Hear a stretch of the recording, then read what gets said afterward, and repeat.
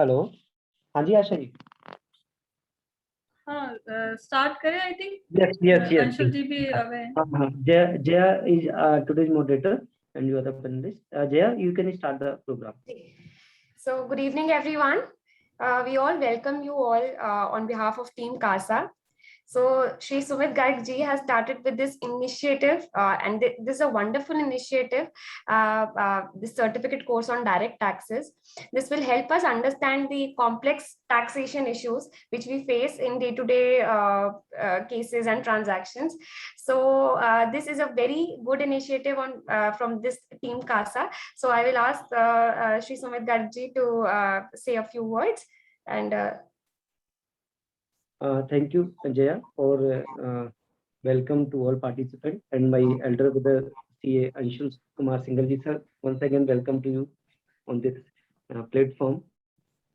Today we are going to discuss income from other sources and taxation issues in income from other sources. As we are completing 5-day series, today is the 4th day, and day after tomorrow, 5th day, we are going to discuss taxation issue in tax audit by CA Dr. Rakesh Gupta ji. So once again, welcome to all participants. I hope all are satisfying, and CA Asha Sharma and Sachin Sinha ji is doing great job for as a panelist for taking interaction on all the issue. And I request Jay ji to give brief about the total speaker before starting the program. So in this 4th session of this certificate course, we have Sri Anshul Kumar Singhal ji with us as an expert. He is a very prominent speaker and has a great exposure in direct taxations and international taxation. He will help us understand the today's topic with the help of his practical experiences. He will elaborate how the this taxation of income from other sources is getting complex these days, day by day, and how can we forget this TDS, which is actually becoming tedious day by day. So हम अंशुल जी से request करेंगे कि please sir आप आज के session में हमारे को इलैबोरेट करिए इन टॉपिक्स के बारे में, and please help us understand these complex topics as a cake walk. So, and there is no doubt that you will definitely help us understand these topics. Over to you, sir.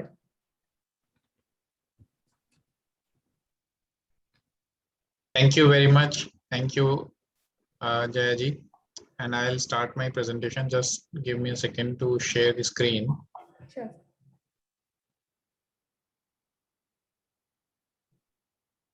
And participant, today's topic is income from other sources, and TDS issue will be deferred because this chapter is already so long, so will not be justified to cover both the topics.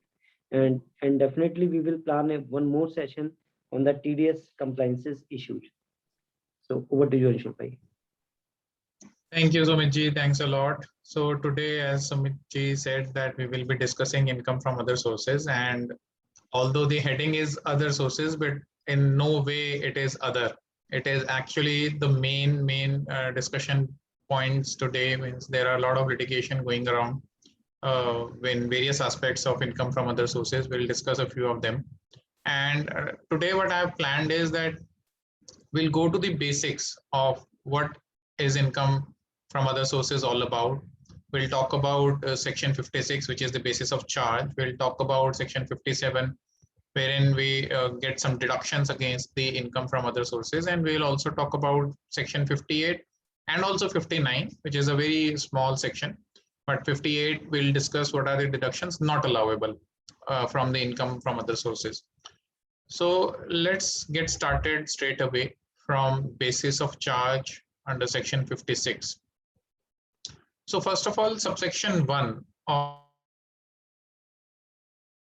of section 56 talks about the basic provisions of how and what kind of income can be taxed under the provisions under the head income from other sources. So first of all, let's read this language of the section.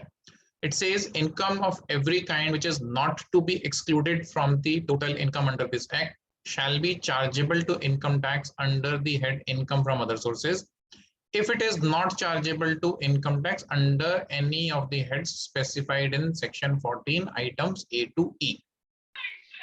So what we can see here is that there are two prime conditions of taxing a particular income under section 56 and under the head income from other sources. What are those? The first is that income is not exempted from taxation. So first of all, we all understand that 56 and the income from other sources is a residuary clause, means whichever income is not taxable under any other head can get taxed under section 56. But please mind that section 56 is not a catch-all section, means it cannot happen that any and all kind of incomes which are not taxable under the other heads can get taxed in section 56. So what first and foremost condition is that under the provisions of Income Tax Act, this income, whatever is going to be charged under section 56, should first of all be a taxable income. It should get covered under the definition of income, the total income. It should be chargeable to tax under the provisions of section 4 read with section 5, right? All those chargeability criteria must be met, and only after the chargeability criteria is met and it is not covered by any other head of income, which is income from salaries, house property, PGBP or capital gain, then it will come under the provisions of section 56. So in a sense, it is residuary, but a limited residuary clause. So what are the heads of income in A to E, which we all know? Income from salaries, income from house properties in clause C of 14, section 14. So clause B has been omitted, so it is blank as on date. E is capital gains, F is income from other sources. Then how it is going to be taxed? First of all, we have understood that there are two basic conditions which need to be fulfilled for an income to be taxable. The other important criteria is that whatever method of accounting you are following to tax income, such method you can opt for income from other sources also. Say for example, if a company is paying income tax on a mercantile basis, right? So the income from other sources will also get taxed under the mercantile basis system. So we cannot opt for a cash basis system if we are offering other incomes on accrual basis. So whatever is the method of accounting, say for example, many partnership firms or chartered accountant firms are offering income on a cash basis of accounting. So in that particular scenario, the income from other sources will also be offered to tax on a cash basis of accounting. However, one thing that we must need to note is that if we are following mercantile basis of accounting and we are offering income on such accounting system, then income computation and disclosure standards will also apply to income from other sources.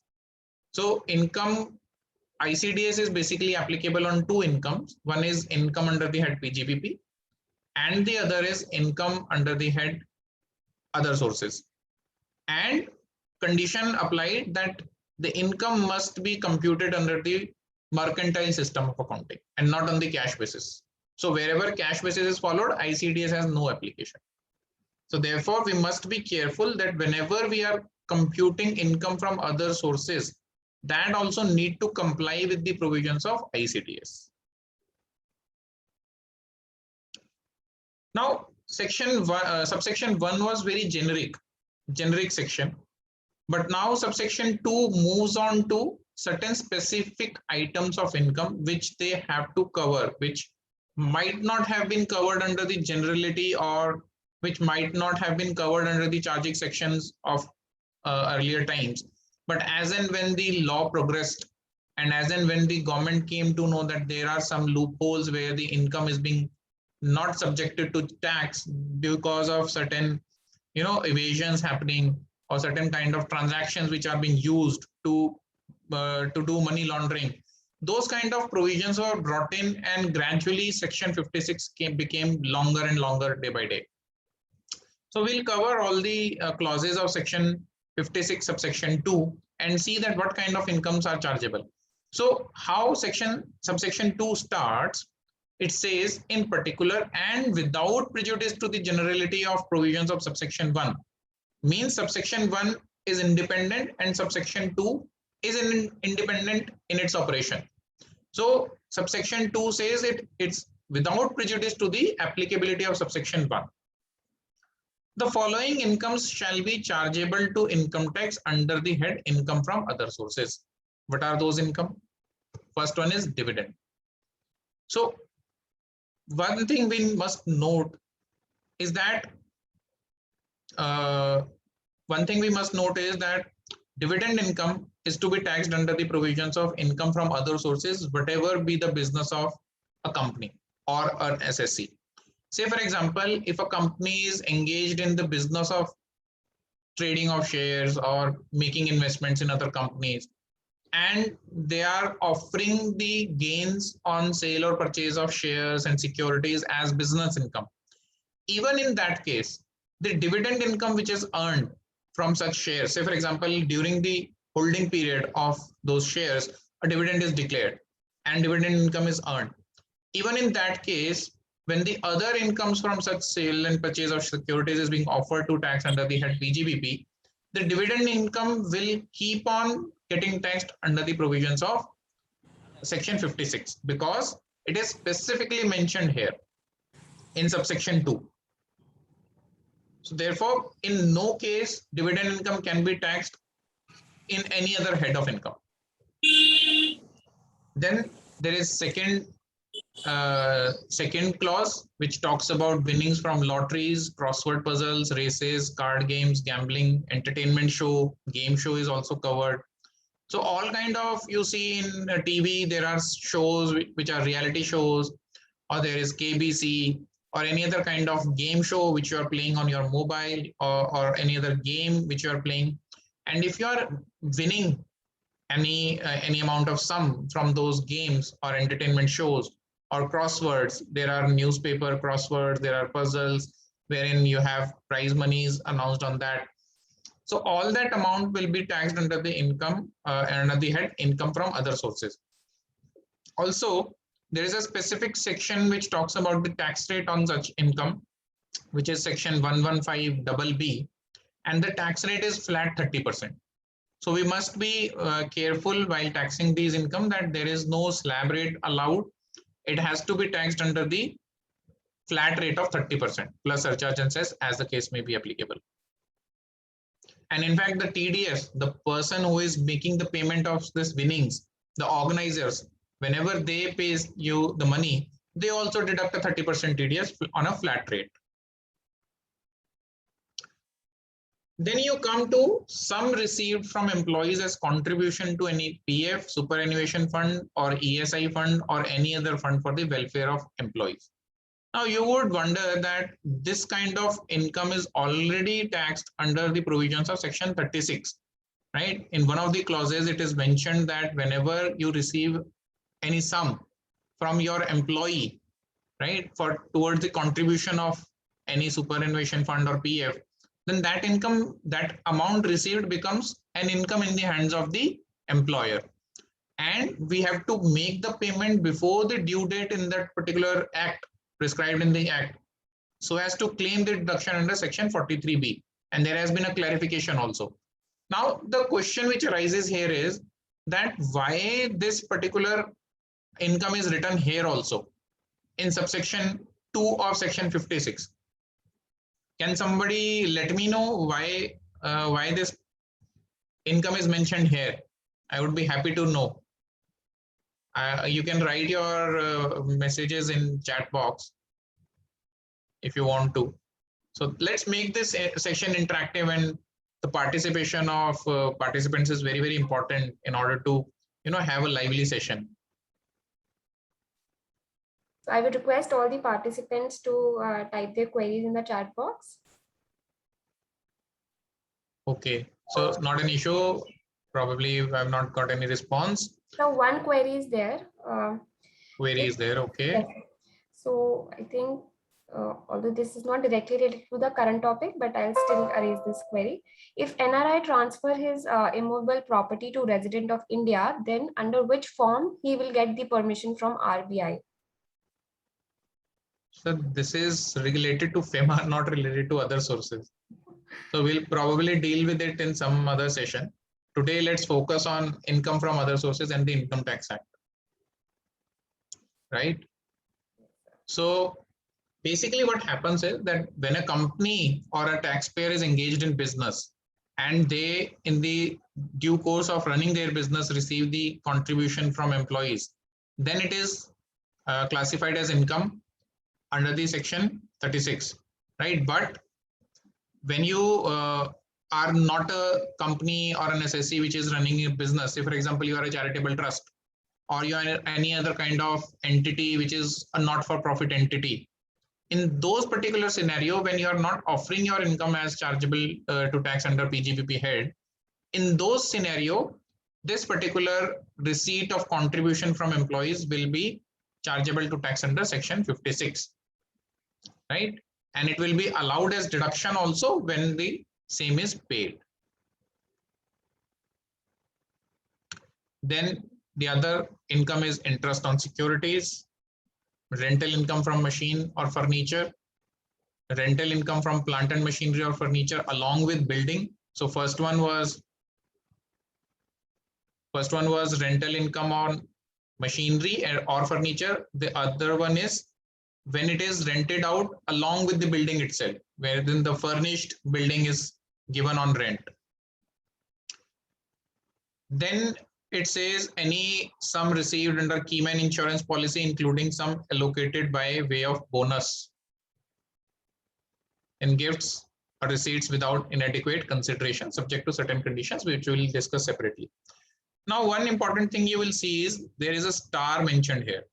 There is a star mentioned along with certain items of income which are covered under section 56. There is a star.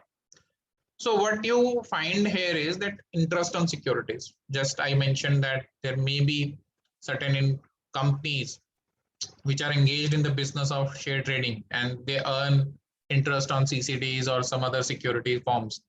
Then there can be companies who are engaged in the business of rental of income of machinery or furniture. There are so many new startups which are coming and they are providing furniture on rent.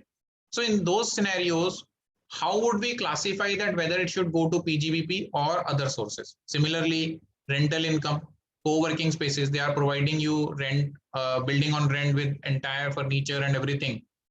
So what would happen? Will it go to PGBP or will it go to other income? Similarly, any sum received under a Keyman insurance policy, right?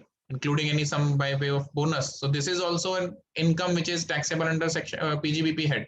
So the star is for mentioning that this section 56 provides for an exclusion that these income will be chargeable to tax under section 56 only and only if this have not been charged under the head PGBP.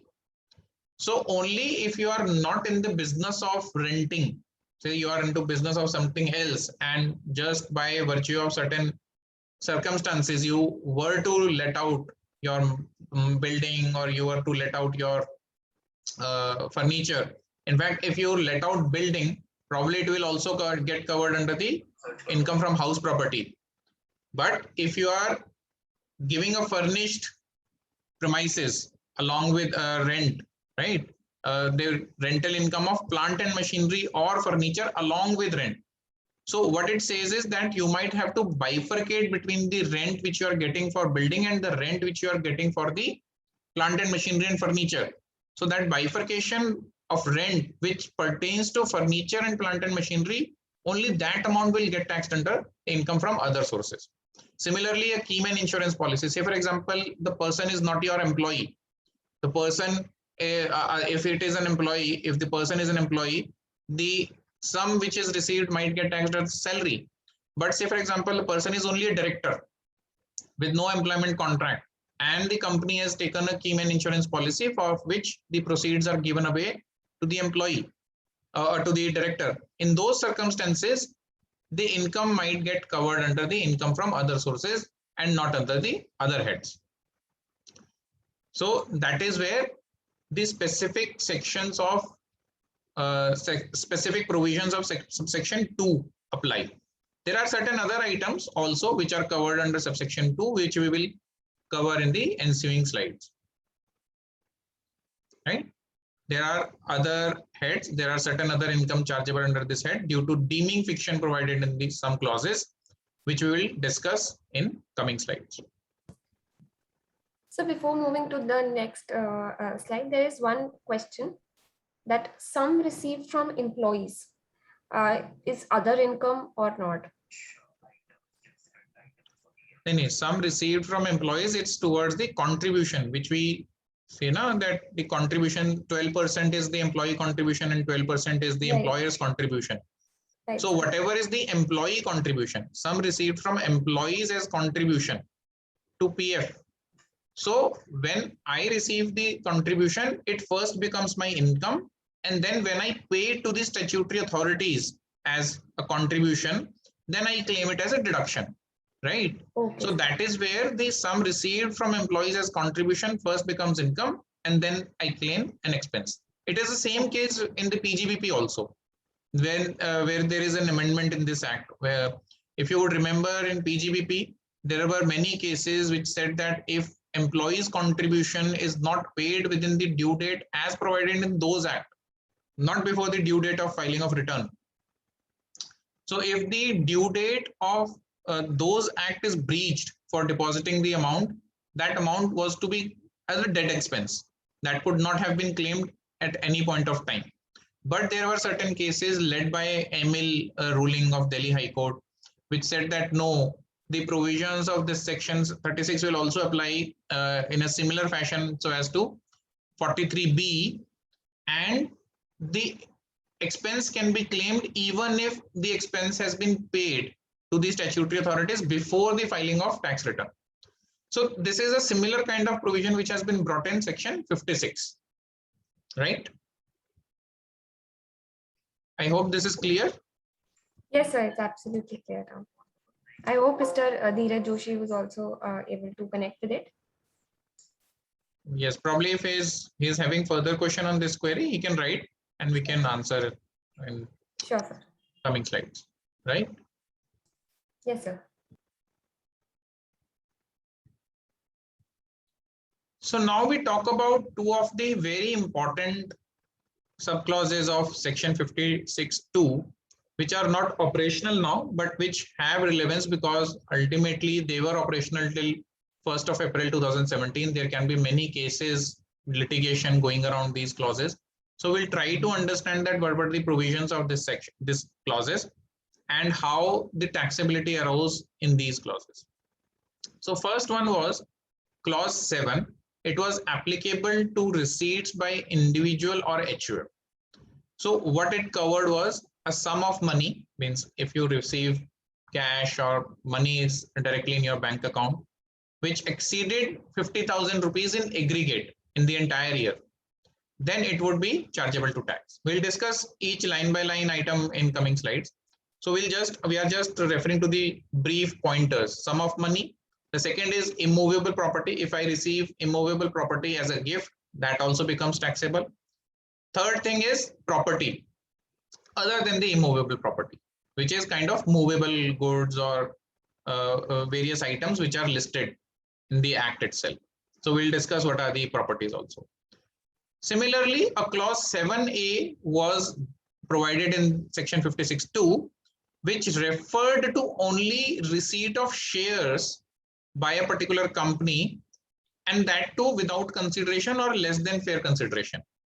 So in those circumstances, clause 7A would apply, but it applied only to firm and company, not to anybody else. So these were the two clauses which are not operational now because they have been subsumed in clause 10X, clause 10 of section 56 subsection 2. There is a new section, a new clause which has been inserted with effect from 1st of April 2017. And now all these provisions have been clubbed and put together in clause 10 itself, right? Yet there are certain clauses, there are certain definitions which are provided in these clauses only and which have been referred to in clause 10. So therefore it is important to understand these provisions also before we move on.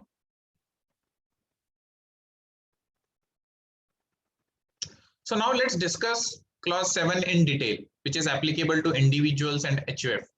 What it says, first item of income was sum of money, which is cash or bank receipts, If it is without consideration, means you have not supplied any good, not supplied any services, and you have just received it as a gift, then it is called without consideration.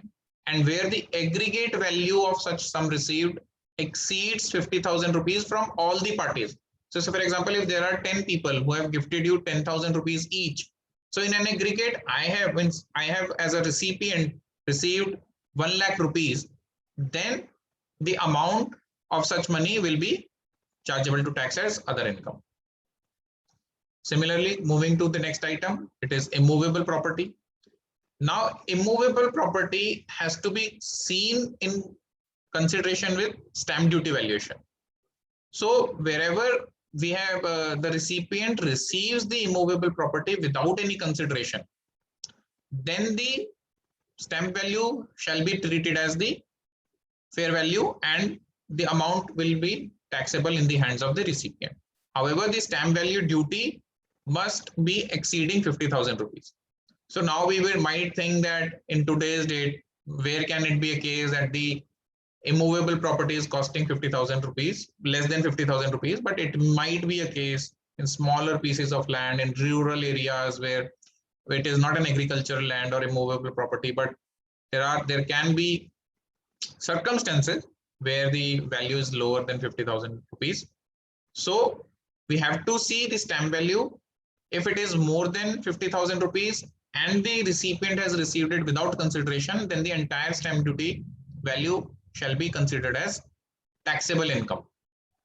Then the second point is, if we have paid a consideration, means if recipient has paid certain consideration, but that consideration is less than the stamp duty value, then in that case also there will be certain amount which gets taxed in the hands of recipient of such immovable property. What is that amount?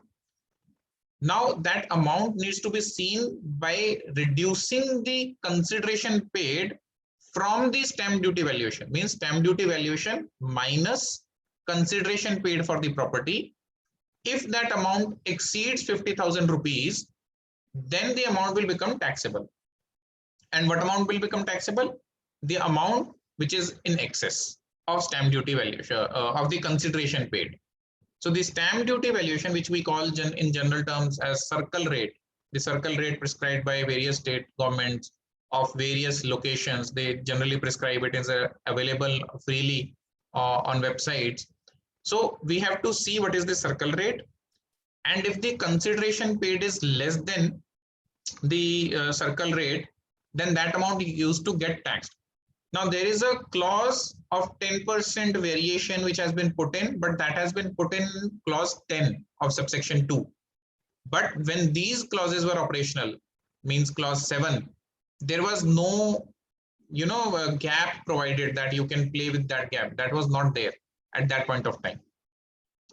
However, it also mentioned, the provision also mentioned, that if you have entered into an agreement prior to the date of transfer, which is generally the case, we enter into an agreement and the transfer generally happens after 3 or 4 months or 5 months, it may take some time. And during that course, the circle rate enhances, right? So to cater to that particular situation, it was provided that if you have paid any sum on or before the date of agreement, and that was not paid in cash, means it was paid by any other mode other than cash, then that amount, the circle rate on the date of agreement can be considered for considering the taxable income, for calculating the taxable income. So you need not consider, you need not take the rate, circle rate as on the date of transfer itself, so as to compute the chargeable income. Therefore, this is a beneficial provision which has been provided in the Act, right?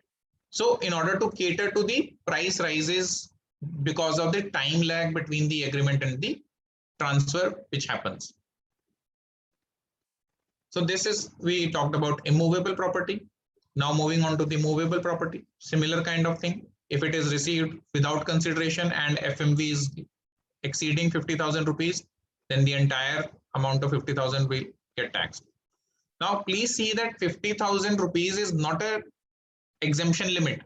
Means just, for example, we have 2.5 lakh rupees of exemption limit, that the slab rate starts after that. But in this particular case, 56 section, the 50,000 rupees is a limit. If it is below 50,000 rupees, nothing is taxable. If it is more than 50,000 rupees, everything becomes taxable. The entire amount becomes taxable. So it is not a kind of deduction which we take from, say for example, if we have earned 2 lakh rupees of gifts, though it's not that 1,50,000 will be taxable. The entire 2 lakh rupees of sum will be taxable, right? So similarly, in the case of movable property, if it is received without consideration and the FMV is exceeding 50,000 rupees, then the entire amount of FMV will get taxed. Obviously, there are certain prescribed methods in 11UA. Rule 11UA provides for various methods of how to calculate the fair market value of different items of property. So that we can consider. And according to that computation, whatever amount comes will become a income chargeable to tax under the head income from other sources. Similarly, if it is for less than consideration of 50,000 rupees, the excess amount, if it is the consideration is less than the fair market value. So the difference between fair market value and consideration, if it is more than 50,000 rupees, then the amount will become taxable. Now, this clause 7 itself provides for definition of property, and it means immovable property. Obviously, immovable property is covered, which means land or building or both.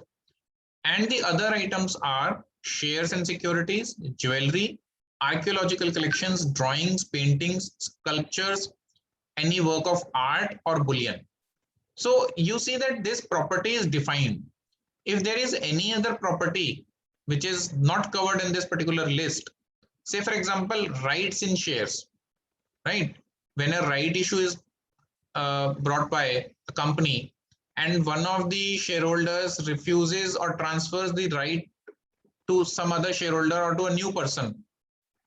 In that case, if I transfer it for free, and if the other person who is receiving it for free will not become taxable under this section, because the right to shares is not a property listed in this section. Therefore, there can be many other properties or list of items which can be received for free without giving rise to chargeability of tax, right? I hope we are clear. There are some questions around. There are 2 questions, I think, Jyoti. Money received from father as gift is also taxed here. Sir, we'll talk, Jyoti ji will talk about the exclusions. Just give me a couple of minutes. Suresh Kumar Jain, he is asking, sir, there is negative income under the head income from other sources, and that is interest received is less than the interest paid because of loans are used for the purpose of business, whether it is deducted from other sources of income or not. Sir, interest, we will talk about section 57, which talks about the deductions which you can claim under the income from other sources. So if you have earned income from other sources, there are certain deductions prescribed under section 58, which you can claim. And if by claiming those deductions, your income turns negative, obviously you can claim that loss. Thank you, sir, for taking these queries. So moving on, now we'll also talk about SDV, stamp duty valuation of immovable property. There is a proviso 1 to clause 7, which talks about that if there is a dispute to the stamp duty valuation, so many times what happens is the circle rate is very high, but the actual transactions which are happening in those locations is at a quite lower price than the stamp duty valuation, the circle rate. And there can be a genuine situation where two independent parties are dealing with each other, and the actual price of the property is much lower than the circle rate. In those scenarios, what the taxpayer can do is they can dispute the stamp duty valuation, and once this is disputed, the AO may refer the valuation to valuation officer. Now it has to be done under the provisions of section 50C, And 50C also applies because 50C talks about immovable property transfer without consideration where the capital gains arises to the transferor, right? So in case the transferor gives the immovable property for a less than fair value consideration, then in those scenario, the transferor is also chargeable to tax as well as the recipient is also chargeable to tax. So in one transaction, there can be two persons who may have to pay taxes on the same amount, right? So therefore, whenever in 50C, the amount is disputed, this stamp duty valuation is disputed, you can always approach the AO. So this is a typical difficult situation which generally arises. How we suggest our clients is that you have to dispute the amount with the registrar of properties. So when you go to the registrar of properties, you have to dispute it. The circle rate has to be disputed there by filing an application where you mention that the actual price of this property is much lower than the circle rate, and therefore we must be charged stamp duty at the actual price of the transaction rather than the circle rate. Obviously, many a time, most of the times the registrar do not entertain such applications, but yes, there are ways and means by which you can agitate it before the courts, you can go in writ. However, once you have disputed it, you also give rise to your right under the Income Tax Act, so as to say that yes, we have disputed the stamp duty valuation and now we will not offer the income on the stamp duty valuation circle rate, but we must get a fair valuation done from the valuation officer, and it is not open for the assessing officer to have a discretionary view. Once the stamp duty valuation is disputed, the assessing officer is bound to refer it to a valuation officer. But yes, it might happen at the stage of assessment proceedings. So this is something which is very, very common, which we face day in, day out. Whenever there is a transaction which is happening at a lower than circle rate value, this is one important point which must be kept in mind. Therefore, otherwise, if this is not considered, this chargeability to tax will be at the circle rate only. Section 155.15 has been omitted, so I'm not talking about that particular section as of now. So what is stamp duty value? It means the value adopted or assessed by or assessable by any authority of central government or state government for the purposes of payment of stamp duty in respect of immovable property. So in case we are able to convince the stamp duty authority itself that the actual price is the actual consideration is the circle rate itself, and you should charge the stamp value on that rate itself, then your circle rate or the stamp duty valuation for the purposes of Income Tax Act will automatically become that value, right? So you will not have to go by the circle rate. The amount on which you have paid the stamp duty is the amount of which needs to be considered for purposes of section 56. Now moving on, the exclusions which we just talked about. The exclusions that for individual and HUF, if they receive certain amounts from certain parties or under certain circumstances, those gifts or sum of money are not to be considered as income under the section 56(2)(7). What are those? First and foremost is from relatives. I have created a full flow chart of what a relative means as per the definition provided in this clause, and we'll just discuss it in the next slide. So please bear with me till the time we come to that slide. Now there is a question which I want to ask. As we all know that we generally celebrate birthdays, and on the birthdays, an individual gets a lot of gifts and sum of money as a shagun. So on that amount, whether a person will be liable to pay income tax under the head income tax other sources or not, just please write yes or no in the chat box. This is a very easy question. Say for example, a sum of rupees 1 lakh is received in aggregate on the occasion of birthday of an individual. Whether it will be chargeable to tax under the head income from other sources or not? No. No. No. Ankit ji saying no. Sunil ji saying no. Suresh ji is also saying no. Sir, any other responses? We have many participants. We have almost 32 participants here, 42 participants here. No. Shubham ji is saying no. Jyoti is saying no. Anybody else? I'm waiting. Let's have some more responses. Let's have some more responses. On the occasion of birthday, a person receives 1 lakh rupees. I think everybody is saying no as of now. Rajesh ji is also saying no. Sanvi ji is saying no. Let's see what the section says. There's one more no. Sahil ji is also saying no. Let's see what is the exclusion. It says if sum or property is received on the occasion of marriage of individual only. It does not talk about the occasion of birthday. So if you receive rupees 1 lakh in aggregate of Shagun on the occasion of birthday, the amount is going to be taxable.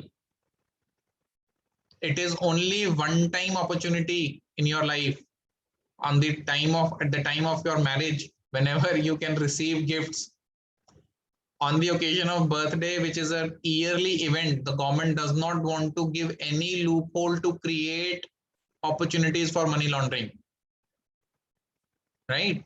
So in those particular circumstances, occasion of birthday is not covered. So any sum of money or gifts received on the occasion of birthday will be liable to tax under the head income from other sources. So the answer is yes. Relative is another thing. I'm talking about general. Relative is obviously covered under clause first clause, right?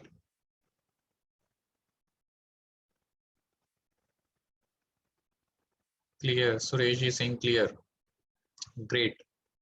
Let's move on. Then the other exclusion says under a will or by way of inheritance. So if you have inherited certain property or under a will, it will be exempt. Or in contemplation of death of the pair. Say for example, if a person is on the deathbed, they have been diagnosed with certain critical illness, which is expected to end the life of person. And during that course, the person gives away the gift. In those circumstances, the recipient of that particular gift will not be taxable, because that is considered to be akin to a will or by way of inheritance.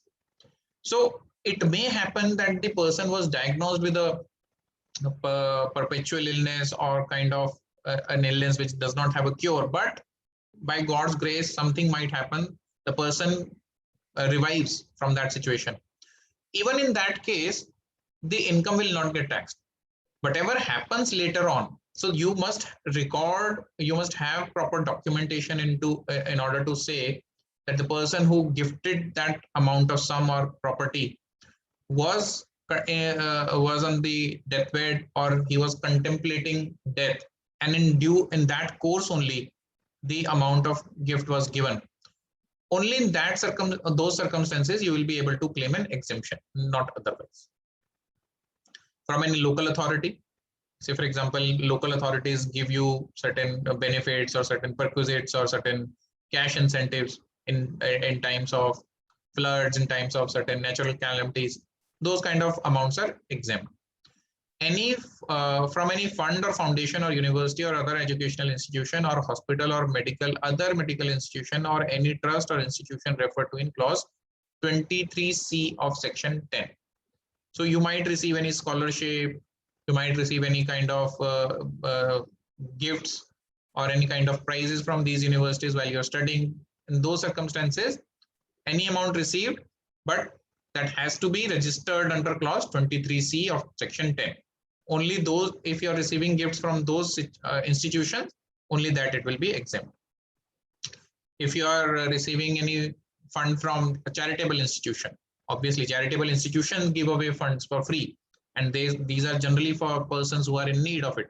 So in those circumstances also you'll get an exemption. A gift by way of transaction not regarded as transfer under the following circumstances, which is business reorganization and the scheme of amalgamation or demerger.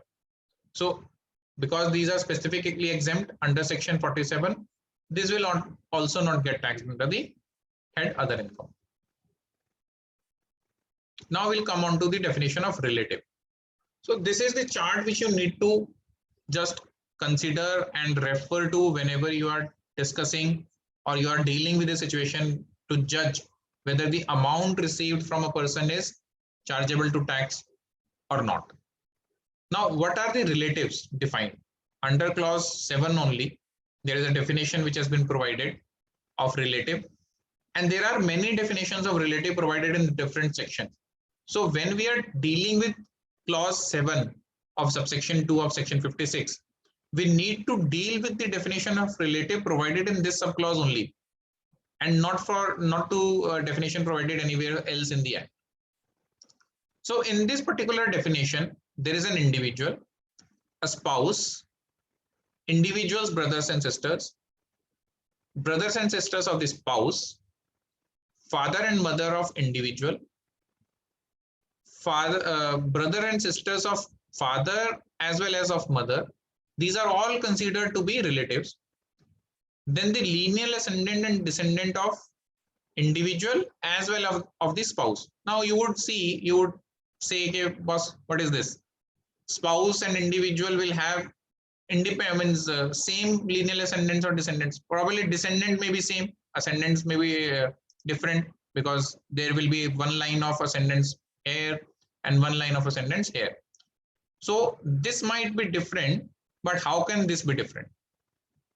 So this might happen in a situation where there is a case of remarriage, when the spouse had offsprings from earlier spouse, but now he or she marries somebody else, and in those circumstances the other person, the individual, might not be the biological parent of the lineal descendant, but because the spouse is the biological parent, even in those circumstances the descendants will be considered as relatives of individual, right? So now you have seen that what are all the relations which are covered. So one of the very important discussion points which generally come up for consideration is that whether a parental uncle or a maternal income can gift to a bhatija or a niece, right, or a nephew. So obviously a paternal uncle or maternal uncle can gift the money, but if you would see, the children of brother and sisters of spouses or the individual are not covered. The lineal ascendant and descendant of brother or sister are not covered. So what it means is that although you can gift the money to nephews and nieces, but you cannot receive the money from them. So when the money is flowing from here to here, from here to here, from here to here, मामा जी ने भांजे को दे दिया, चाचा जी ने भतीजे को दे दिया, वो कवर्ड है. ऊपर से नीचे आ सकता है, लेकिन नीचे से ऊपर नहीं जा सकता, right? So money, if it comes from here, say for example brother or sister had sons or offsprings, and if they pay the money to individual, that amount will become taxable. They are not covered in the definition of 56. Say for example, many times what happens is we generally pay good amount of sums to paternal aunt, the बुआ जी को हमने अगर gift दे दिया एक अच्छे amount का, तो बुआ जी के हाथ में वो टैक्सेबल हो जाएगा, राइट? या मामा जी को दे दिया तो मामा जी के हाथ में वो टैक्सेबल हो जाएगा. तो in the reverse case scenario, बुआ जी ने हमें दिया तो वो टैक्स नहीं होगा, right? There is one query which says 1 lakh is aggregate per pair. No sir, it is not per pair. When we are talking about receiving money from non-relatives, it is the aggregate of sum received from all non-relatives, right? So if, as I had said an example, if I receive a sum of rupees 10,000 each from 10 persons who are not my relatives. In that scenario, the total aggregate becomes 1 lakh rupees, and that entire 1 lakh rupee will become taxable, right? And we are talking about non-relatives. So on this slide, we are talking about relatives. What are relatives? So there is one query from Suresh ji which says, brothers, wife and sister's husband are covered under relative under section, which is a section I am not able to read. Under this 56, section. sir. 56. No, sir. In this particular clause, spouse of brother and sister are not covered. Right? Brother and sister of spouse are covered, but not their spouses. So obviously what you can do is, this is a very simple planning. If you have to receive money from or gift from spouse of your brother or sister, the spouse can first give a gift to their spouse, right? Means your brother or sister. And then they in turn, your brother and sister can give gift money to the individual. So this can be planned, means this is not such a big situation. Right? So I think the definition of relative is clear, and you will find this flowchart relevant whenever you want to refer to the definition of relative. Okay, sir. Thank you. Thank you for taking the query. Now, we discussed whatever amount is taxable in the hands of individual or HUF. Now we move on to firm or company. And company, here the company means not being a company in which public are substantially interested. So I'm not going into the definition of this public are substantially interested, because this is a generic definition, which it means listed company, which is publicly traded. And wherever this company receives certain shares, this is not, that scenario is not covered in this particular section. Basically, the idea is to cover those companies which are closely held, right? Which are private limited companies or public limited companies which are closely held, which are not traded as such. And also, when you saw individual or HUF, you saw many items listed there. It was immovable property, there was cash, it was archaeological gifts or bullion or jewelry or many other things. But in case of firm or company, this particular subclause 7A only covered shares, and that too shares of a company which is not a company in which public are substantially interested, right? So if a company or a firm receives gift of publicly traded company shares, those items are not covered here. So what is covered is a company or a firm receiving shares of another closely held company. That is covered. And when it is covered that when the shares are received without consideration and the fair market value of such shares exceed 50,000 rupees, then the fair market value of such shares will get income which is liable to tax. Or if the recipient has paid certain consideration, but the fair market value of those shares exceeds the consideration paid by a sum of rupees 50,000 rupees. In that scenario also, the difference will become taxable in the hands of the firm or company receiving the shares, right? So you would also recall that there is a section 50CA which talks about taxability of capital gains in the hands of transferor if the shares are transferred at a price lower than the fair market value. So in a similar situation, when we talked about immovable property, here in case of shares also, the transferor as well as the transferee get charged to tax in different heads. The transferor gets taxed under the capital gains, and the recipient of shares get taxed under the head income from other sources. So therefore, this was basically done to avoid gifts. There were a lot of transactions which were happening wherein the shares were being exchanged without consideration and no capital gain tax was being paid. And to avoid those kind of situations, this particular section was amended and this particular clause was brought in. However, as I mentioned, that all these clauses have now been subsumed in clause 10, but yet we are just reading and understanding these clauses because they are still relevant. Many case laws and litigation are still going on. And as I mentioned earlier, this particular this clause also does not apply to transfer under section 47, which are exempt under 47, and which generally talks about amalgamation, business reorganization, and demerger. Right? Now, how to compute FMV? FMV of shares has to be computed. The method is prescribed under section 11 UA sub rule 1, rule 11 UA sub rule 1. So the income which has to be computed in terms of transfer of shares, then you have to refer to sub rule 1, whereas we will now in the coming slides discuss the fair market value in cases where the company issues share for a premium. In those circumstances, sub rule 2 is to be referred. So what is the difference between sub rule 1 and sub rule 2? Sub rule 1 generally focuses on NAV value, net asset method value. So what it means is that whenever you are transferring, say I am transferring the shares to somebody else, person A, and say for example, the per share value, the net asset value of a share as per the books of accounts is 100 rupees. Say for example, a face value of 10 rupee share is having a net asset value of 100 rupees. Now, I as a prudent person will transfer the share not below 100 rupees.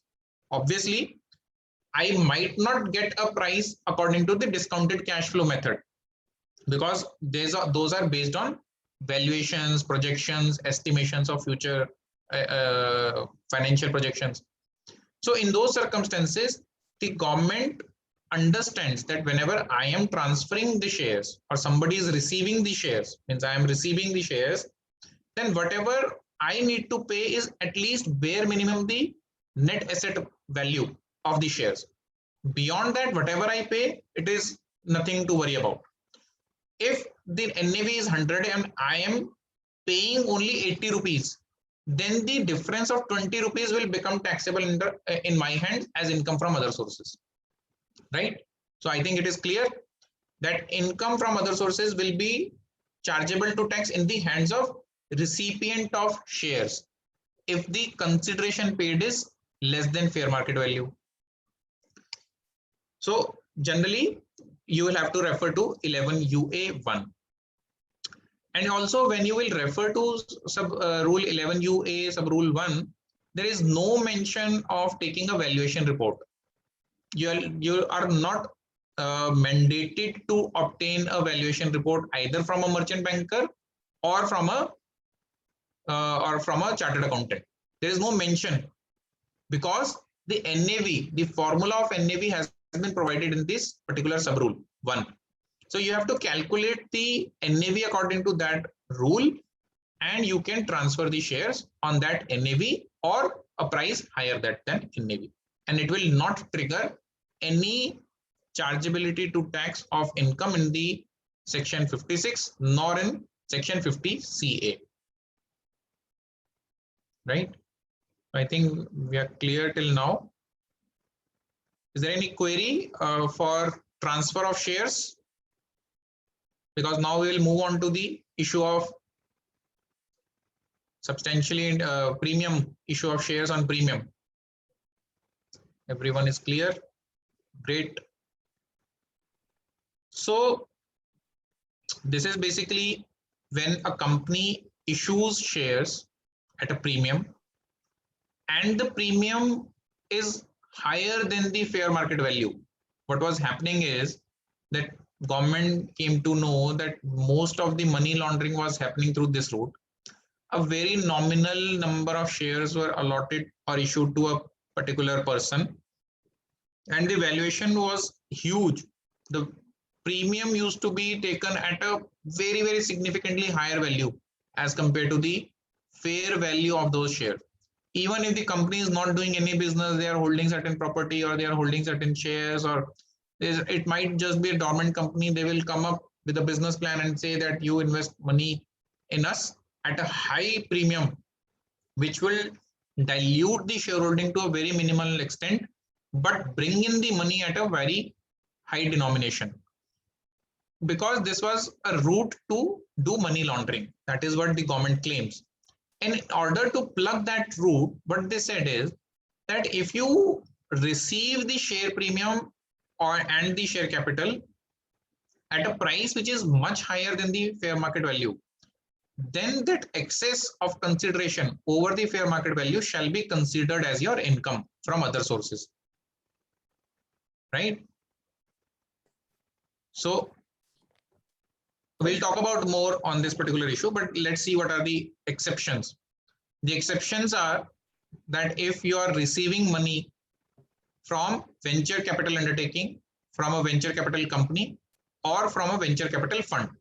So why the government exempted them is that generally they are investing in startups, or they are having their own means and mechanism, and venture capital funds or undertakings are governed by many other regulations also from SEBI and other regulators. So therefore the government thinks that in these circumstances there is a much lesser chance of doing any wrongdoing. Therefore they have exempted these entities. Also, the second item is a company from a class, means when a company receives amount from a class or class of persons as may be notified by the central government. So one of the classes, or the only class which has been notified, is the startups, the registered startups with the DPIIT.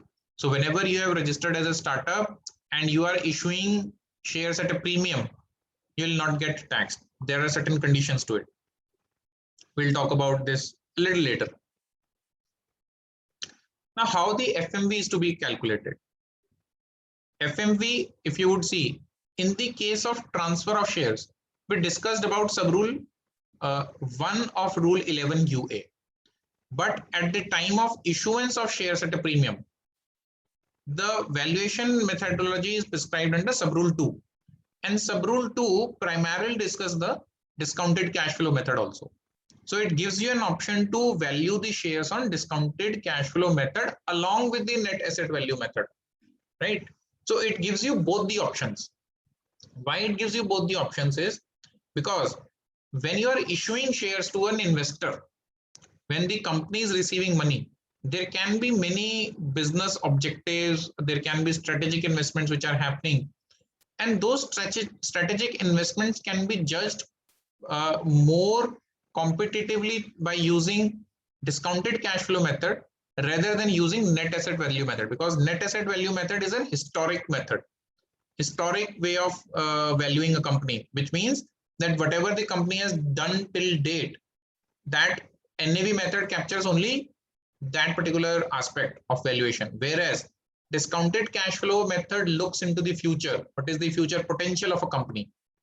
So whenever a shareholder is diluting their shareholding, they might have to look at what is the potential of the company. And here the scenario is different. The person who is receiving the money, right, the company is getting taxed. Whereas in the case of transfer of shares, the person who was receiving the shares was getting taxed. So it is a reverse case scenario. So whenever the person who is receiving the shares, and when person was required to make a payment of the consideration, there they put up the cap at the lowest possible price. Means that whatever is the NAV is actually something which is the value of the share, and therefore government thinks that you cannot go below that.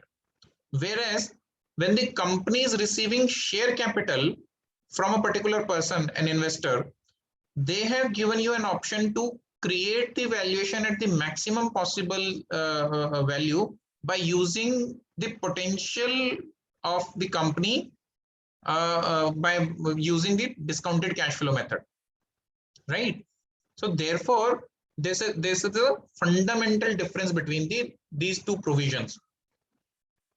Now because the company is receiving the money, also it says that there is another clause which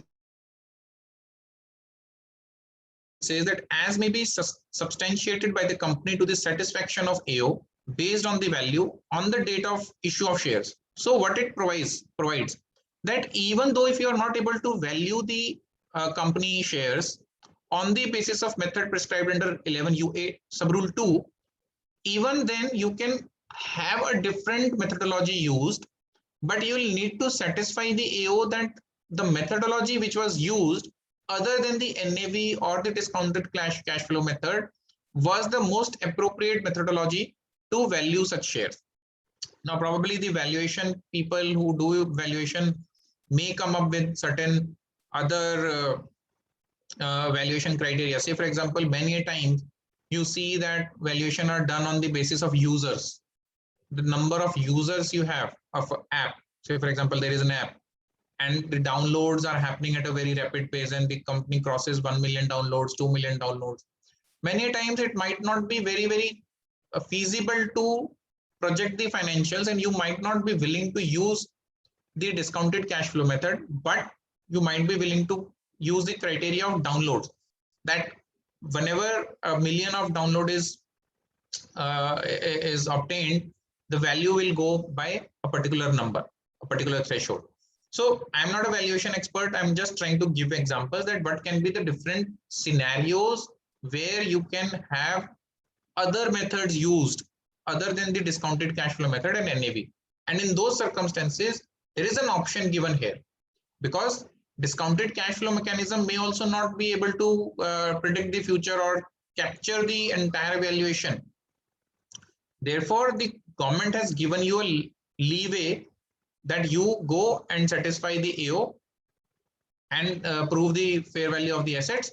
And if the AO is satisfied, that fair value will be considered for the purposes of taxability under section 56(2)(7)(b).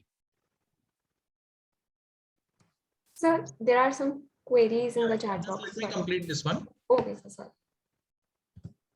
So you will see that this was angel tax. So now whatever is higher, whichever value is higher, you can consider that, and then you can compare the share premium with this particular valuation. And if the share premium is not higher than this valuation, then you are safe. Yes, yes, ma'am. We can have the queries. Yes, sir. So first query is whether there is any monetary limit with respect to the gift received from relative. Nahi hai. There's no limit. You can receive unlimited amount of money from your relatives, provided that the relative must be as per the definition. Yes, sir. And the next query is that the section 56(2)(7)(b is what is the date of applicability of this section? Applicability, that I need to check, but it was, I think, in somewhere came in 2012. It came by Finance Act 2012. So it should be applicable either from 2011 or 2012, either of these 2 years, right? Yes, thank you.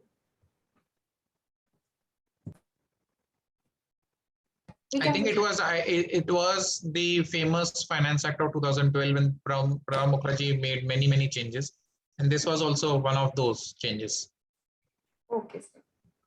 And whenever you are reading this, I would recommend that you please go and read the memorandum and the finance minister's speech of this particular budget. And I'm almost 99% sure that this was Finance Act 2012, because it gives the background why this particular section is being brought in, why this clause is being brought in. It is specifically mentioned that there are cases of money laundering, right? And therefore, in order to prevent those transactions, these particular provisions are brought in. Why we refer to those clauses is, many a times we see that there are two shareholders, existing shareholders of a company, and they are infusing money at a premium.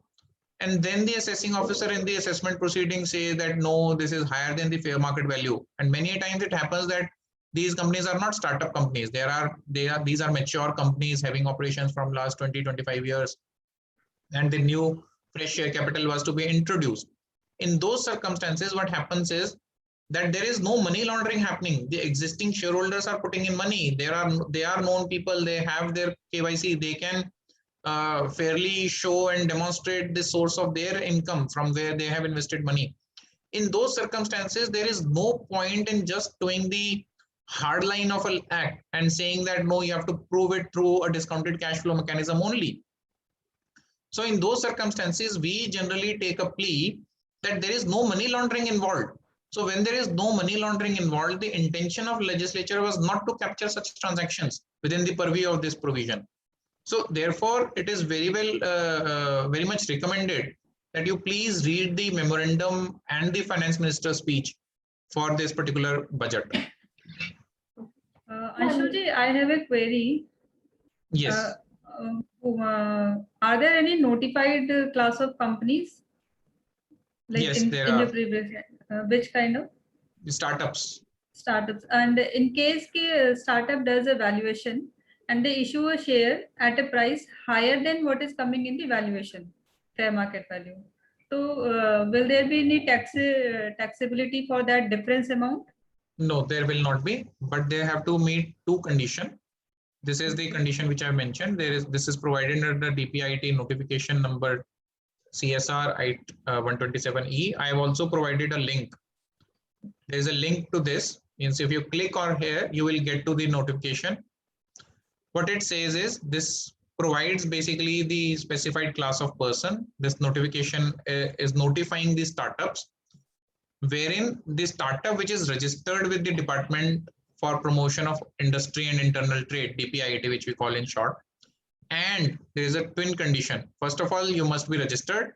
And secondly, you must file a declaration in Form 2, a signed declaration in Form 2 on the portal of startupindia.gov.in itself. It is not to be filed with the income tax authorities. It has to be filed with the DPIIT only. And this is an online uploading of the form. What generally Form 2 talks about is, it talks about the ultimate use of the money which you have received as premium, as share capital. It brings in certain restrictions. What are those restrictions? I'll just brief you. That you cannot invest in immovable property, you cannot invest in jewelry, bullion, or car of value more than 10 lakh rupees. You cannot invest in certain other items. There are 8-9 items listed in Form 2.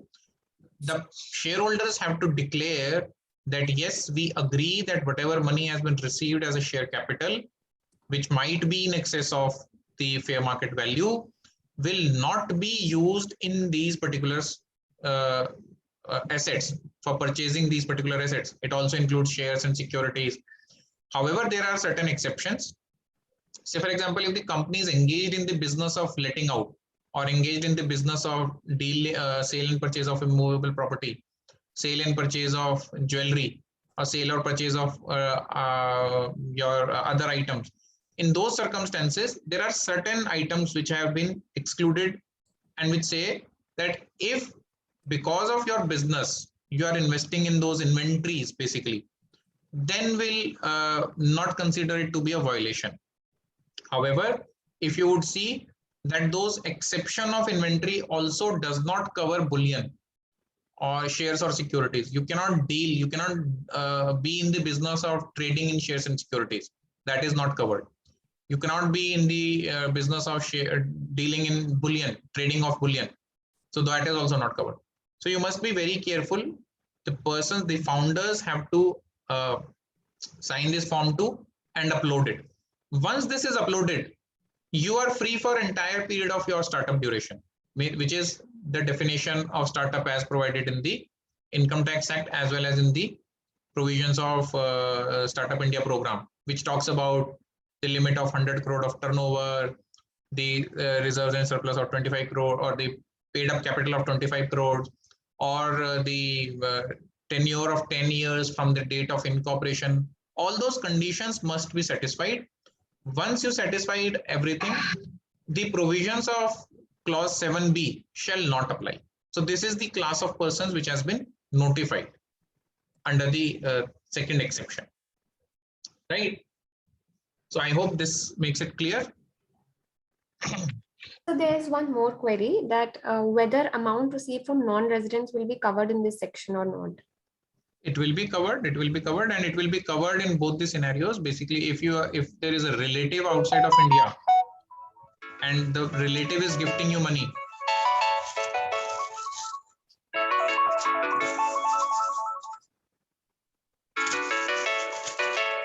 someone's mobile is ringing.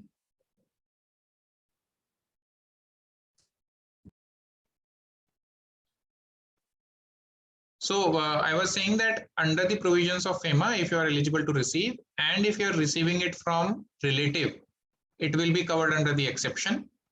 But if you are receiving gifts from a non-related person, non-relative, then definitely it will be covered under the provisions of section 56, subject to the thresholds prescribed here.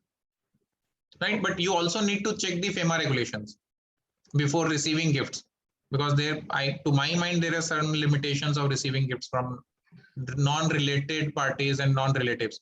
Also, please see that the relative as defined in FEMA might be different from relative as defined in section 56, right? So if a relative is defined for the purposes of FEMA and you receive gift from them, but the person is not covered as relative under the definition of Income Tax Act, this clause 7A, which we talked about, then that money will become taxable. So therefore, the definition of relative needs to be read carefully in both the laws, FEMA law and the income tax law. Right? Okay, sir. Thank you. So now moving on, if you are not a startup company, if you are a company other than the persons notified, and if you are not receiving money from venture capital fund, then what are the controversies which arise generally? The first and foremost is whether the AO can change the method. Say, for example, when I was valuing my company before issuance of shares, I used discounted cash flow method.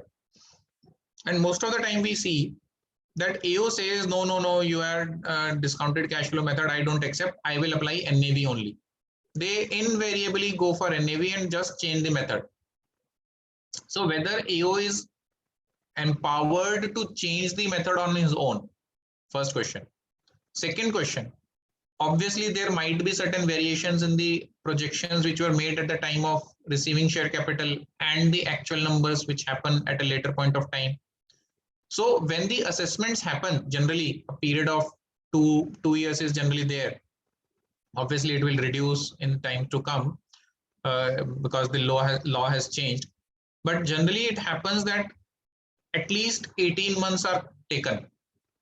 And in prior years, at least 24 months or 30 months were taken before the completion of assessments. At that point of time, the AO had already got the privilege of seeing the actual performance of the company and comparing it with the projections which were used at the time of issuance of shares. And most of the times it happens that there are variations. Now, whenever there are variations, the AO generally rejects the valuation reports and say that because there are variation, I do not consider your application of DCF method as appropriate, and therefore I'll use my own method of NAV. This is also one of the logics given to apply NAV. So now what is the jurisprudence on these particular issues? So I have put down some case laws which are prominent case laws on these particular issues. First one is Mantram Commodity. It is a case of Delhi Tribunal, and it says when the statute provides for a particular procedure, the authority must follow the same and cannot be permitted to act in contravention of the same. The tax officer has no power to do valuation other than the method prescribed in Rule 11UA 2 of the rules. So it says that whenever the assessee has chosen a method, the AO is not empowered to change the method according to his own sweet will. He has to follow the method which was adopted by the assessee. In Vodafone M-Pesa also, it said, the Bombay High Court said that the AO is undoubtedly entitled to scrutinize. Obviously, they will scrutinize, but they are not entitled to change the method. They say that, however, the basis has to be DCF valuation only. Say, for example, if the assessee had chosen DCF valuation method, then the AO will also have to use DCF valuation method only. They cannot just switch on to the NAV. Obviously, you can change certain parameters, logic parameters, if the assessing officer feels that the assumptions taken at the time of projections were not correct, right? Or there needs to be some variation in the assumptions taken. The assumptions may be tweaked with certain logics, with adequate logics and reasonings given in the assessment order, and only then it can be changed. But the assessing officer, this particular judgment said, assessing officer is not empowered to change the method of valuation itself, right? Similarly, in Rameshwaran Strong Glass also, the same view was taken where assessee company determined FMV of shares issued at a premium on the basis of DCF method in accordance with Rule 11 UA2, read with subsection 2, section 56(2) subclause 7B, and the valuation report was prepared as per the guidelines given by the ICAI and no fault was found in the same. The tax officer was unjustified in changing the method of valuation of shares to NAV method. They just cannot disregard the DCF valuation method. Many times I have seen orders where they just disregard it. They say that we do not accept DCF valuation because it was on the basis of projected valuation, projected financials. So in all those circumstances, you can take recourse to these judgments and argue the cases before the appellate authorities. Similarly, in the case of Cinestan Entertainment, same view was taken. Assessee company has an option to do valuation of shares and determine FMV either on DCF method or on NAV method. Tax authorities cannot examine or substitute their own value in place of the value so determined. Right? Now we come to one contrary ruling, which is generally relied upon by the assessing authorities. This is in the case of Agro Portfolio Private Limited, and it is now almost 3 years old, pronounced by Delhi Tribunal. What happened in this particular case was that the merchant banker has blindly relied on the projections given by the assessee, and they had not applied any kind of mind on those projections or the assumptions which were provided. And it was the assessing officer was of the view that the assumptions and the parameters used for computing the value as per DCF method were way away from the actual reality. I mean, the projections might be different, but the assumptions, the underlying assumptions of your business should be some reasonable assumptions. It should not be that we will go and touch 100 crore rupees of turnover in 1 year without any basis. Obviously, there might be some basis of touching 100 crore revenue in 1 year, but those assumptions and parameters need to be little bit aligned with the actual reality. So in such cases, the Delhi Tribunal held that AO might be forced to reject the DCF method and instead adopt NAV method. So this is one of the very few rulings, and after this there are many other rulings. As you would see that all the rulings which we have discussed are pronounced after this ruling of Delhi Tribunal. They say that NAV method could not have been replaced, but AO will definitely quote this ruling in your assessment order if this challenge is there. You need to be careful of how to deal with it. So whenever we are doing valuation for shares at the time of issue of share capital, at least as a valuer, one must look at the assumption, the underlying parameters, whether the business has the capacity to project the to leap to those kind of projected financials which are being portrayed in the financial projections. So therefore, as a chartered accountant, as a professional, we must also look at the fairness and the reasonability of the underlying assumptions. And there is a case of TUB Rainland. It also says right of the assessee company to select method of valuation or not, nor has the officer dismissed the choice of valuation. Means the officer did not challenge the method of valuation, but what it said was the tax officer examined the parameters adopted by the company for valuation of DCF method. In this particular case, the assessing officer did not reject the DCF valuation, but challenged the underlying parameters used for projecting the financials. And by challenging those parameters, he changed the method to NAV. So in those circumstances, the Bangalore Tribunal held that where the assumptions are absolutely far away from the actual reality, and they could not have been used for projecting the DCF financials, DCF projections. In those circumstances, the AO was justified to change the method. So please see, here the tribunal is not saying that you have to do DCF valuation, but according to the changed parameters. In this particular case, the tribunal allowed the AO to change the method. So you are seeing that there are divergent rulings. Most of the cases are saying, the judicial precedents are saying that the AO is not empowered to change the method of valuation. The AO is only empowered to change the underlying parameters, the assumptions. But if the assessee has used DC valuation, the AO is also required to use DC valuation. But there are a couple of cases which have relied, which have decided in the favor of the tax department, and by using these particular rulings, the challenge is generally made during the assessment proceedings. Similarly, in case of VVA hotels, where the variation between value of projected revenue and actual revenue was marginal, and further there was no material to hold that company's projected revenue was fabricated, impugned change of method of valuation of shares was unjustified. So ultimately, you will see that this is a fact-finding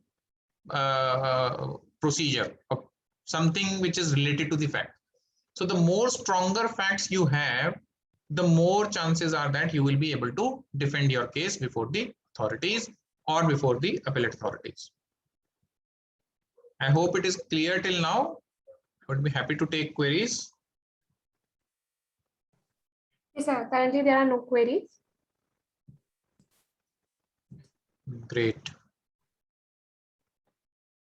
Let's move on.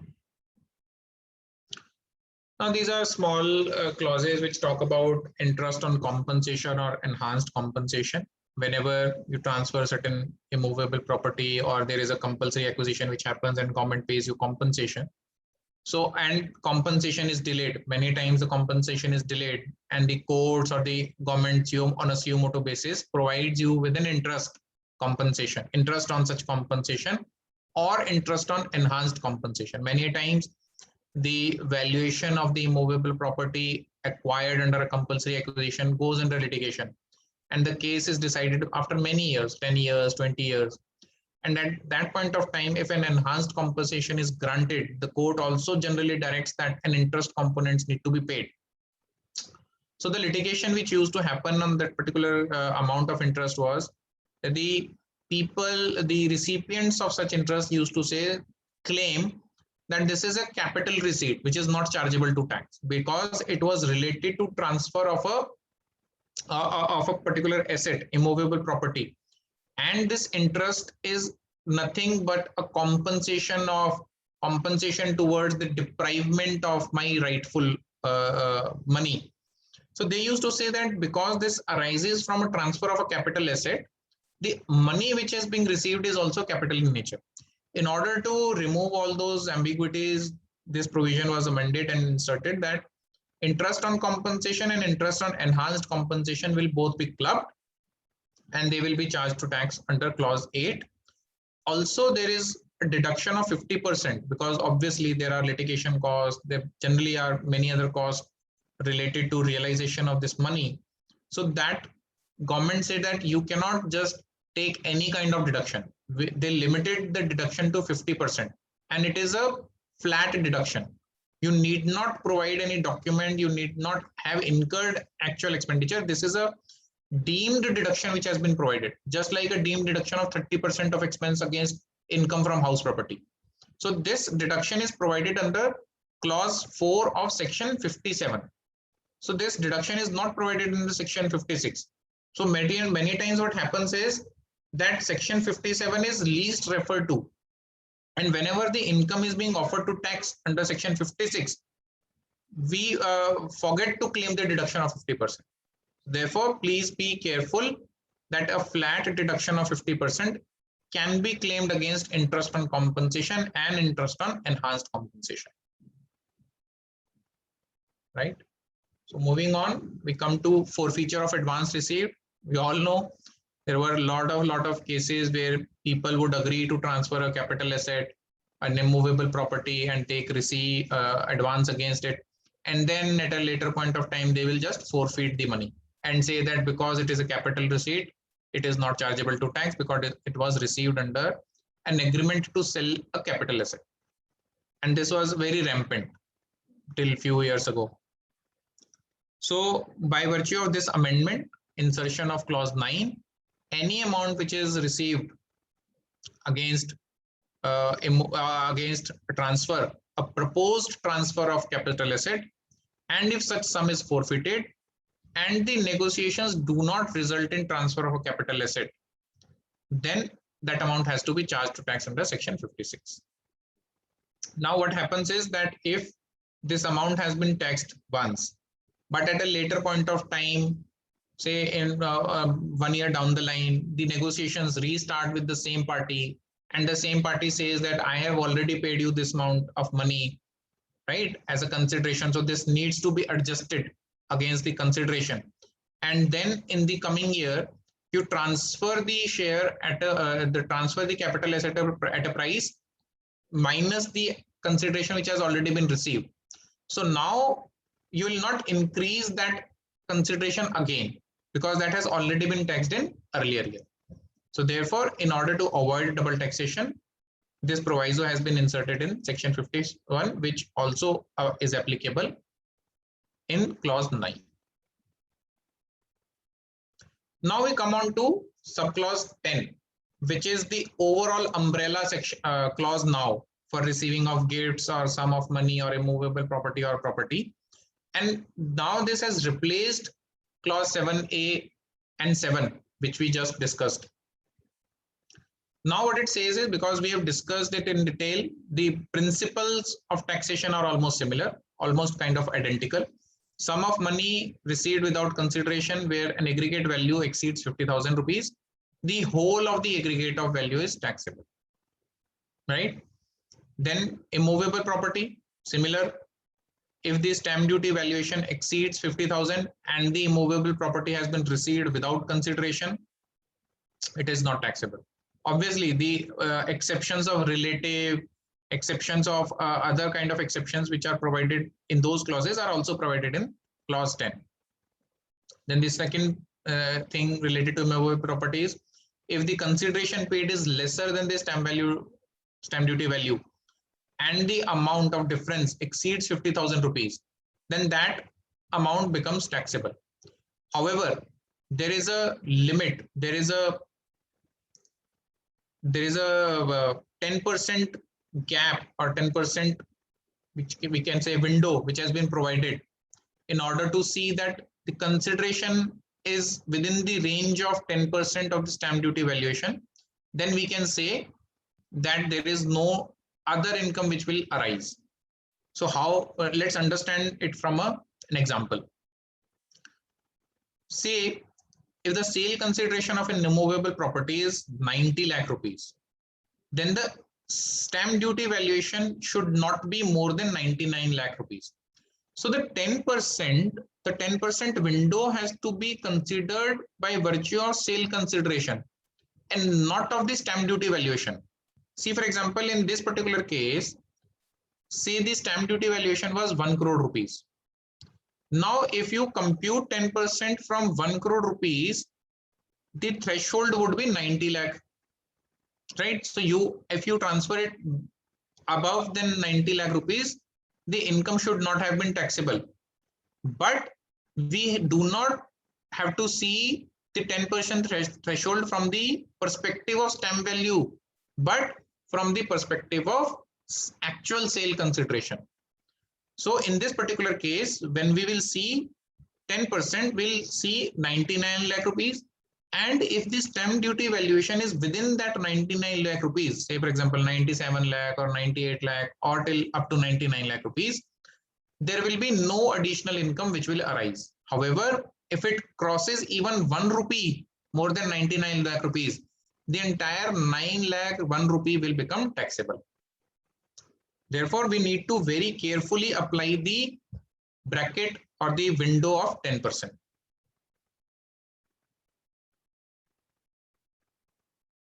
Also, we must see that this particular clause applies to any person, right? Earlier we read either it was applicable, certain parts were applicable to individuals and HUF, certain parts were applicable to firm and company. Now it is not so. Everything applies to everyone. which we call any property other than a movable property, the same thing applies. If it is without consideration and FMV exceeds 50,000, entire FMV will be taxable.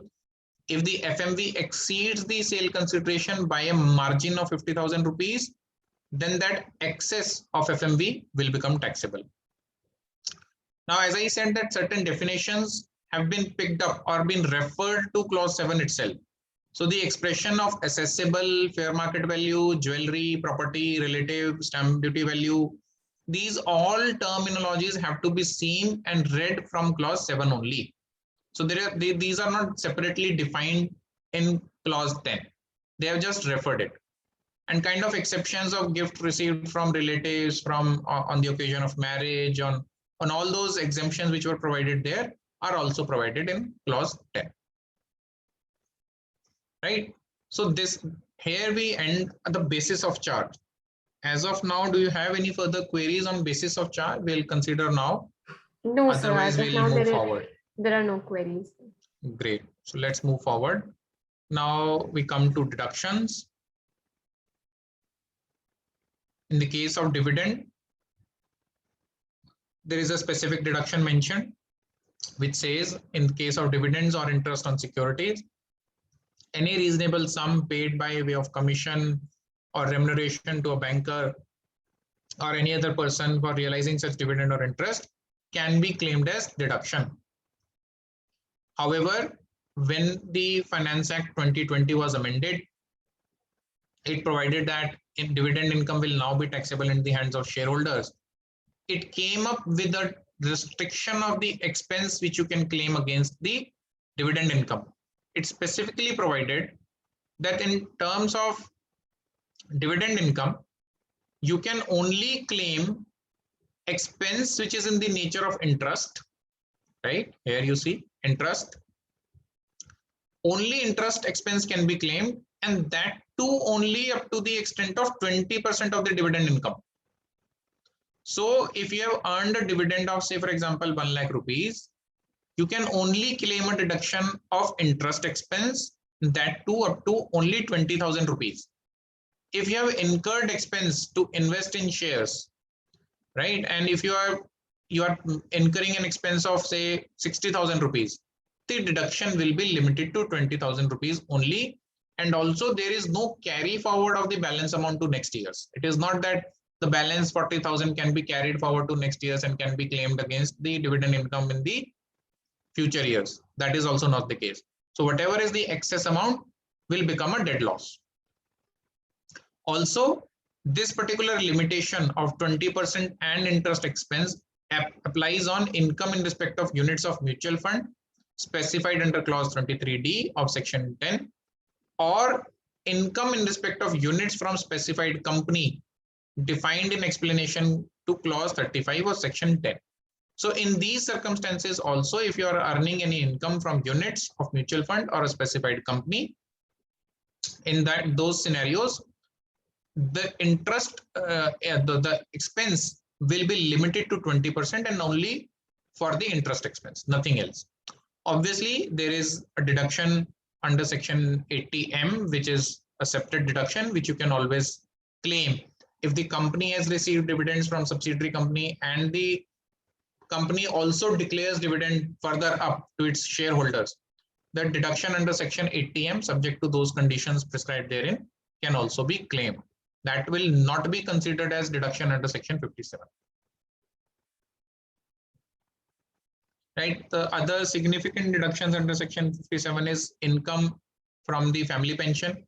So it provides either 33%, 1/3 basically, 1/3 of the family pension, or 15,000, whichever is less. Whichever is less, please consider whichever is less. So 15,000 is the maximum amount which you can claim as deduction.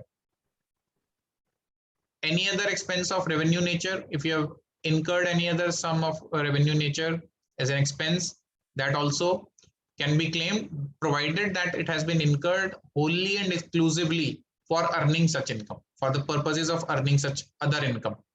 In that case, you can claim the deduction of any other revenue expense also. And needless to say that for deduction against dividend income, this will not be allowed. So wherever there is a specific restriction, this any other revenue expenditure cannot be claimed.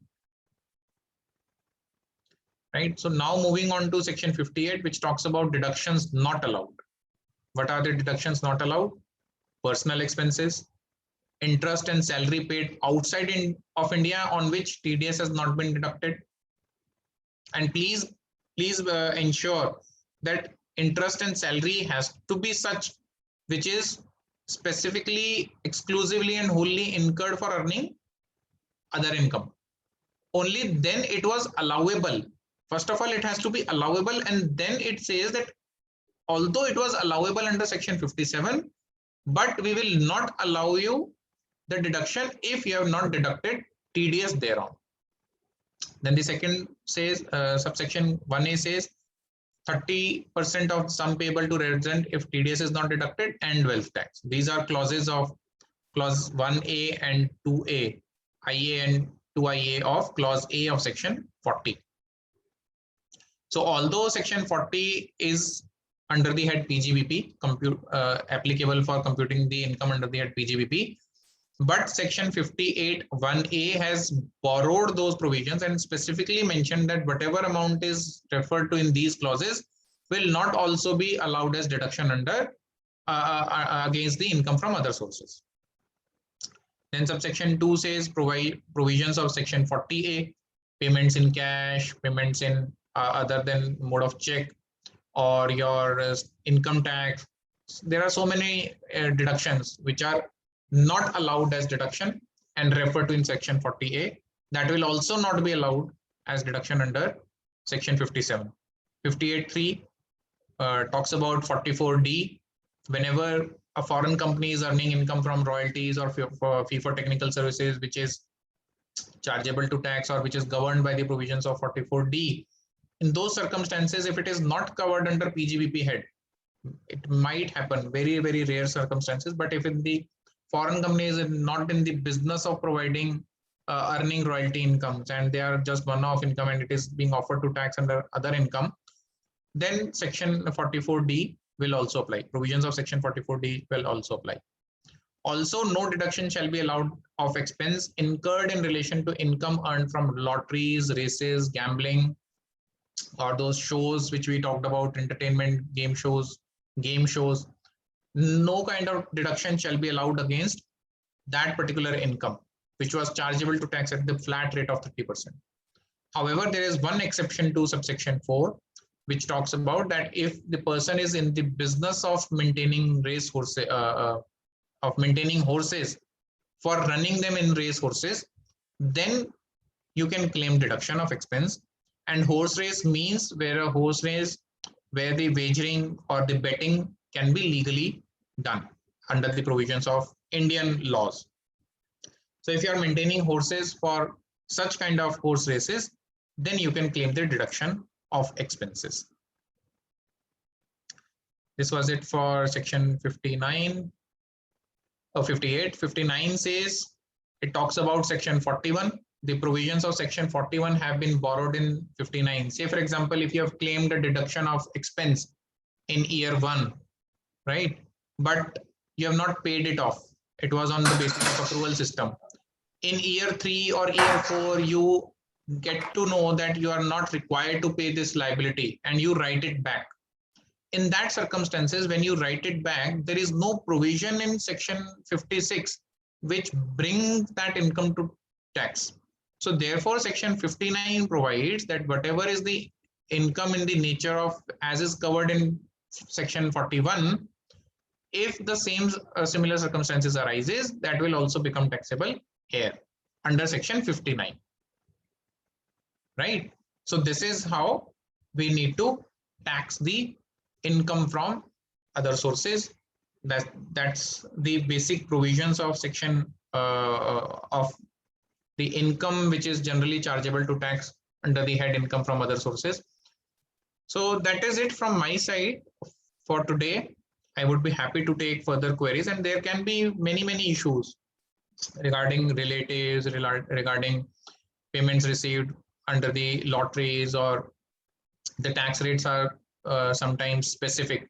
So we need to take care of all these items and comprehensively read sections beyond section 56 also. So please do not restrict yourself to section 56, because many times we lose deductions under section 57. We have seen many taxpayers not claiming deductions under section 57, just as the 50% flat deduction of interest on compensation.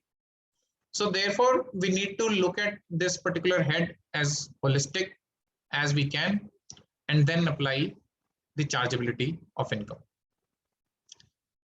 I'll be happy to take queries if there are any.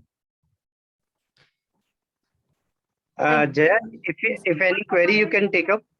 All I think participants are there are requested no queries as of now. So Yes, sir. Okay. friends, if you have any query, please feel free to write it down, or you can just allow them to speak also. We can have some interaction. Sure, please, I would request all the participants to raise your queries, and you can directly speak to the expert also, Mr. Anshul Singhal ji. So, please, अपनी queries पूछिए.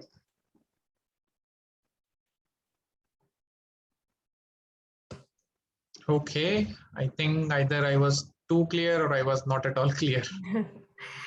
No, so the first was, I mean, applicable. आप बहुत ज़्यादा अच्छे से deep में आपने बहुत अच्छे से समझाया हम लोगों को, practical examples भी दिए, और कैसे law पढ़ना है, कैसे हम लोगों को फाइनेंस एक्ट के डीप में उसकी स्पीच वगैरह मेमोरेंडम पढ़ना चाहिए to understand the intent of the law.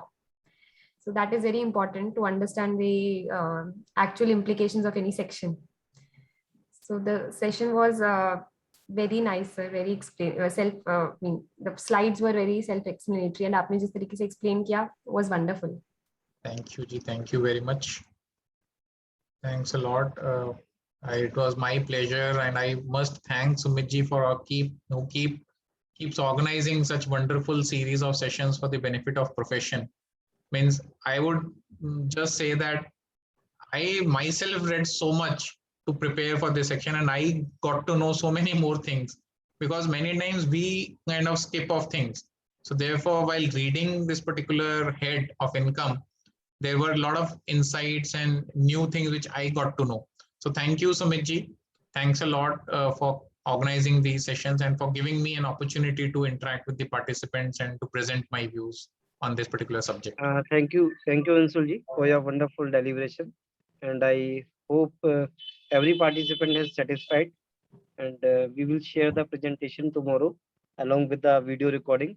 Thank you, Sunil Gupta ji, and thank you all participants. Thank you, Sunil sir, Anshul ji, once again. Thank you, sir. Thank you. Thank you, sir. Thank you. Thank you, everyone.